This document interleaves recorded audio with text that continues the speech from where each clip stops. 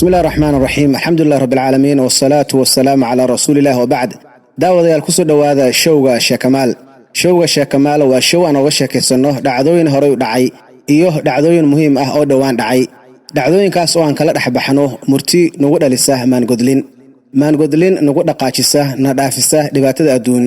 naguna dhiirigelisa inaan gaarno meelo dhaadheer oo noogu jirto dheef adduun iyo mid aakhiro labadaba. maadaama uu maanta yahay showga ugu horeeyay waxaan ku hormaraynaa inaan ka hadalno horumarka oo ah arin muhiim ah. waxaan ognahay Ilaahay subxaanahu wa ta'aala markuu abuuray bini'aadamka wuxuu ku abuuray baahi daa'ima oo jireysa intuu bini'aadamku u jiro. baahidaas oo ah inuu bini'aadamka mar walba filanayo rabana inuu horumar u gaaro. sidoo cimrigiisa u socdo ayuu u jecel yahay inuu horumar socdo u gaaro. marka waxaan ku bilaabeynaa su'aal muhiim ah oo ah maxaa hortaagan horumarkaada. su'aashan haddaad dhex dhigto dadka oo aad weydiiso waxaad arkaysaa inay ku kala qaybsan yihiin iyagoo ku midaysan horumarka waxa uu yahay oo qof walba jecel yahay inuu hormaro, haddana way ku kala duwan yihiin qof walba horumarka uu rabo iyo waxa hortaagan. qof baa waxaa laga yaabaa uu jecel yahay inuu wax barto meel sarena ka gaaro tacliinta. horumarkiisu wuxuu ku xiran tahay inuu meel sare uu ka gaaro tacliinta. qofna waxaa la arkaa inuu jecel yahay inuu noqdo hogaamiye qaran, hogaamiye diineed, hogaamiye shirkad, mid ay noqotaba wuxuu jecel yahay inuu hormaro oo horumar uu ka gaaro xagga hogaaminta siduu dadkiisa ugu horseedo horumar wanaagsan. qof baa wuxuu jecel yahay inuu ganacsi horumar ka gaaro oo ganacsiga isaga uu jecel yahay inuu galo si fiicanna oga miro keeno horumar la taaban karo uu jecel yahay inuu ka gaaro. qof baa jecel inuu guri dhiso oo guursado oo waraso wanaagsan oo horumar isaga iyo dadkiisaba u keenta inuu helo.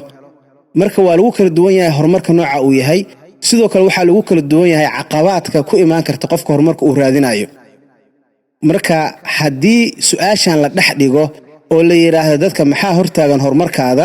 waxaa laga yaabaa oo ahba inay su'aalooyin kala duwan ay ku siinayaan. aniga markii aan soo aruuriyay aan isiri su'aalooyinka ama cudurdaarada qof walba uu sheegan karo uu dhihi karo waxaas ay hortaagan maxay yihiin, waxaan ku soo koobay 7 qaybood. 7daas qaybood aan kugu soo aruuriyay 7 si aad u xasuusato. 7 ayaa waxay kala yihiin sidaan soo socota. qofba haddaa weydiiso dhahdo maxaa hortaagan horumarkaada, wuxuu ku leeyahay waxa ay hortaagan ciidan xumo. qofkan waa qof walaalkiis iyo walaaladiis iyo waaridkiis iyo qaraabadiisa iyo saaxiibaba ay la joogaan, hase ahaatee wuxuu arkaa inay dadkii ku xumaadeen oo dad sidii isaga uu rabay iyo wixii uu ka filanayay uu ka waayay. marka isaga cudurdaarkiisa ka hor istaago horumarkiisa waxay noqotay inuu yiraahdo waxa ay haysata macnaheedu ciidan xumo oo dad ii caawiya oo ii kaalmeeya oo meeshaan rabay gaarsiiyaan jirin. qof kale wuxuu ku jawaabayaa mid ka duwan oo ah aniga waxa ay haysata cayrnimo. wuxuu ku leeyahay hanti aan ku gaaro horumarkayga ma haysto. isaga marka meeshaas uu ku fariistay uu leeyahay horumarkayga waxa iga hor istaagay waxa weeyaan inaan hanti haysan oo aan cayr ahay. qof kale wuxuu ku jawaabayaa oo ah caada saddexaad waxa ay haysata cudurkan ha ahaado cudur physically la arki karo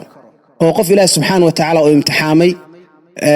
fadligiisa dartiisa uu ku imtixaamay oo 6 uu lahaa loo qayb kamid ah laga qabtay, ama aragtida ha ahaato ama afarta adin ha ahaato ama meel kamid ah jirkiisa oo la qabtay oo u diiday inuu dhaqaaqo ha ahaade inuu yiraahdo la arkaa aniga horumarkayga waxa iga hor istaagay inaan horumar gaaro waxa iga hor istaagay cudur. waxaan ognahayna dad badan oo Ilaahay subxaanahu wa ta'aala mesela aragtida uu ka qaaday oo haddana maanta ummadda hogaamiya sida maarta Allah naxariisto Sheekh Cabdulcasiis bin Baas oo kale culimo waaweyn oo islaam waxa arkaysa ama rag maartay waaweyn oo xagga siyaasadda ha ahaato ama hogaaminta ha ahaato iyagoo 6 u dhameystirneen haddana meel horumar wanaagsan naftooda ka gaaray. kan qofkan laakiin isagu wuxuu ku leeyahay oo ka hor istaagay 6 iyo ma dhameystirma cudur baa ay haya. cudurkaas sheegna ha noqdo midkan physicalka ama ma ahane ha noqdo mid psychological barrier ah. ka horaan sheegana waa mid physical limitations ah, kanna waa mid psychological barrier ay dhahaano waxa laga yaabaa darbiyo waaweyn oo culculus inay madaxa ka saaran yihiin. tarbiyada wuxuu noqon karaa inuu leeyahay ku cudur daaranayo aniga cilmi badan ma haysti oo xagga jahlinimo jirta darteed ayaanan u gaari karin horumarkaygii amaba ma ahane cabsi iyo fiir ay ku jirto waxaan ognahay cabsiduna inay ka daran tahay sheelalka aan aragno oo jira oo fisikaalka oo bannaanka taag inay ka daran yihiin qofku oo cabsidu ay geliso sheel aan la arkayn hase ahaatee curyaaminaysa waa cabsida iyo dhibaatada ay leedahay marka labada mid ay noqotaba wuxuu ku cudur daaranayaa qofkan uu leeyahay aniga xag cudur ba ay haysata oo maartay hortaagan qof kale wuxuu leeyahay ma aha arintaas oo arrin ka duwan ku sheegay oo ku leeyahay aniga waxa ay haysata oo horumarkayga ii diidan cidlanimo kali baan ahay wuxuu leeyahay hooyo iyo ma joogto aabe iyo ma joogo walaal iyo ma joogo qaraabo iyo ma joogto saaxiibo iyo ma joogaan kaligee baan ahay wuxuu wataa maahmaahdii caanka ahayd oo ahayd far kaliya fool ma dhaqdo ama ma ahane hal gacan sacaba ma tunto marka taas buu ku qonaa wuxuu leeyahay aniga horumarkayga waxa iga hor istaagan inaan cidla ahay oo aan maare wax ii gargaarto ee caawisa aanan haysan qof kale wuxuu leeyahay taas ma aha ee waxa ay haysta cadow ii cadaadinaya oo cagta igu haya oo i caburiyay oo ii diiday inaan hormaro cadowgaas isaga soo arkaya ama iyadu soo arkaysaba ha ahaado qof cadow oo caloosha ugu jiro oo dadka ugu dhow ah sida mesela xaaskiisa oo kale ama hadee gabadh ay oday leedahay odageeda oo kale dad walaala wada dhasheen dad waarid ah dad qaraaba dad saaxiiba midkay noqotaba uu leeyahay aniga cadowba ay hortaagan oo ay cadaadinaya oo ii diidaya arrintaana waa arrin imaan karta oo dadka qaarkood ku imaan karta waa xaqiiqo dhacda waa laga yaabaa qofka mararka qaarkood dadka ugu dhib badan oo dhibta ugu badan gaarsiiya wax ay yihiin dadka qaraabadiisu dadka ugu dhow inay yihiin way dhici kartaa hase ahaatee ma noqon karto cudurdaar dhihi karta horumarkayga waxa ii diiday arrintan baa ii diitay oo cudurdaar noocaas ah waa saan sheegi doono hadhow daawooyinka markaan sheegno aan maartay aan ku keeni doono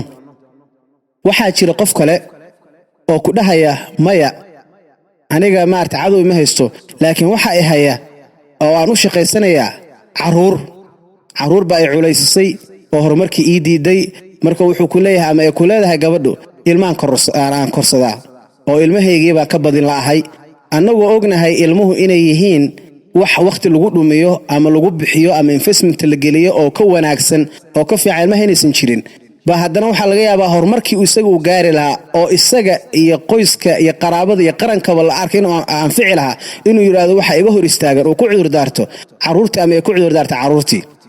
qofkaasna waa qofka lixaad oo dhihi kara isagana maartay ku cudur daaranaya arrintan saan sheegi doonana arrin cudur daaro iyo cudurro dadka u kala qaybsan yihiin waay qofka toddobaad oo maartay cudur daarka keenaya caado toddobaad waxay noqonaysaa inuu qofka yiraahdo cimri uu yiraahdo caruur baan ahay ama dhalinyaraan ahay khibrad igu filan ma haysto aqoon igu filan ma haysto marka waa inaan sugaa 5 sano soo socota 10 sano soo socda iyo wixii ay noqotaba marka qofkaas wuxuu leeyahay waxa ku jirta waxay dhahaan uu isla yar yahay uu isla han yar yahay waxa ku jirta inferiority complex waxay dhahaan wuxuu isla leeyahay hankiisaaba hooseeyo because waxaan hooseeyna waxa waaye cimrigiisa darteed ama ma ahane waa qof kale ku dhahay anigu waa yeel baan noqday waa weynaaday waqti fil baan gaarayo hadda waqti wax la dhaqado iyo waqti wax la tabcado iyo waqti wax la barto waan soo dhaafay marka isagu wuxuu ku cudur daartay uu leeyahay arrinta way iga hor istaagtay waxa weeyaan cimriga saan sheegi doonana arrinta inay cudur tahay iyo cudur daar aan shaqeyneen hadhow way dib nooga imaan doontaa saas marka hadda waxaan kugu soo siiyay toddobaca caado koobaad waxaan niri wuxuu yiraahdaa qofka waa ciidan xumo midda labaad waxaan niri waa inuu yiraahdo cayrnimo midda saddexaad waxaan niri waa cudur cidlanimo cadownimo caruur iyo cimri waa toddobadaas marka waxaan kugu darayaa 3 daawadooda ah ka bacdina waxaan kugu siyaadi doonaa hal afraad oo iyadan ugu muhiimsan oo la'aanteed inta kale ayna shaqeyneen